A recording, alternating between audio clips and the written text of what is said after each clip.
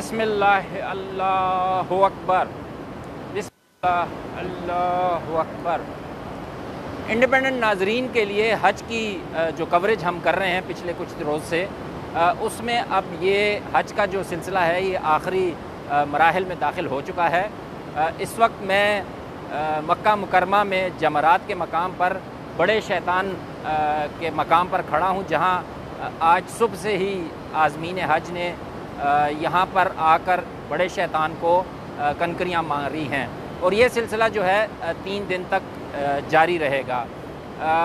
इस वक्त खुश आइंद बात ये है हमारे लिए एटलीस्ट कि रश नहीं है।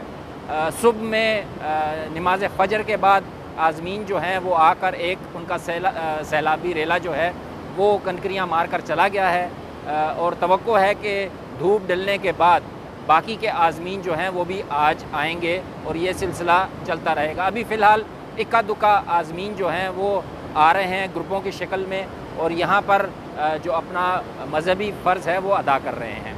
ये मकाम जमरात जो है बड़े शैतान, यहाँ हज़रत इब्राहीम अलैहिस्सलाम को बहकाने की कोशिश की गई थी, तो इसलिए ये मकाम बड़ा अहम है। इसके अलावा दरमियाना और छोटे शैतान भी चंद सौ मीटर की फासले पर कायम हैं, लेकिन वहाँ पर आज पत्थर नहीं मारे जा रहे।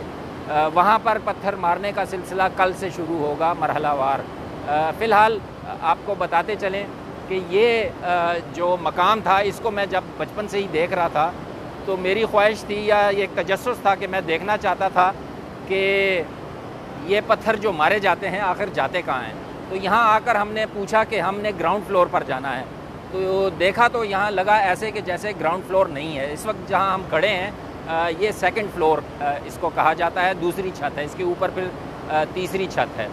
तो यहाँ जब हमने देखा, कोशिश की कि ये सारे पत्थर आप अगर अंदाज़ा करें 10 लाख आज़मीन हज हैं और हर एक ने 7 कंकरियाँ मारनी हैं, तो ये तकरीबन 70 लाख कंकरियाँ हैं जो यहाँ जमा होंगी नीचे।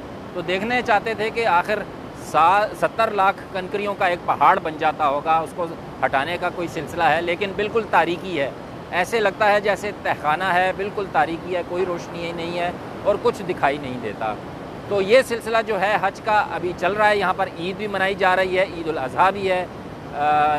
जो आज़मीन हज हैं वो आज कुर्बानी का फ़रीज़ा भी अदा करेंगे और उसके साथ ही जब उनको पता चलेगा कि उनका वक्त कि आपकी कुर्बानी हो गई है तो वो एहराम उतारेंगे और सर के बाल जो है वो मुंडवा लेंगे।